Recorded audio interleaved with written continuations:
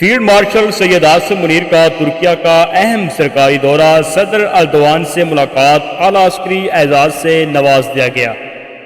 السلام علیکم ناظرین، پاکستان کے field marshal, chief of army staff اور chief of defence forces Syed Asim Munir ان دنوں جمہوریہ ترکیہ کے اعلیٰ سطحی سرکاری دورے پر ہیں، جس کا مقصد پاکستان اور ترکیہ کے درمیان دیرینہ دفاعی اور اسٹریٹجک تعلقات کو مزید مضبوط بنانا ہے۔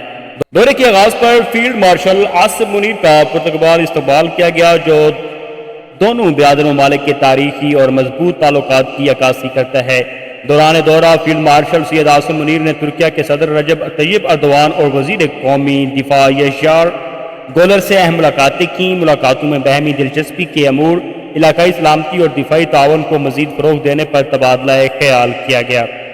ترک جنرل اسٹاف ہیڈ کوارٹرز میں فیلڈ مارشل کو گارڈ آف آنر پیش کیا گیا، جہاں انہوں نے ترک جنرل اسٹاف کے سربراہ جنرل سلچوک بیرکدارو سے بھی تفصیلی ملاقات کی۔ دونوں عسکری رہنماؤں نے خطے کی سیکیورٹی صورتحال اور پیشہ ورانہ تعاون سے متعلق مختلف امور پر گفتگو کی۔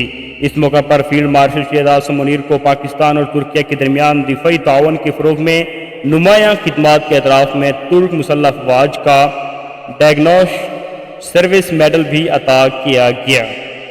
مزید اہم خبروں کے لیے ہمارے چینل کو سبسکرائب کریں، ویڈیو کو لائک کریں اور اپنی رائے کمنٹس میں ضرور دیں۔ شکریہ۔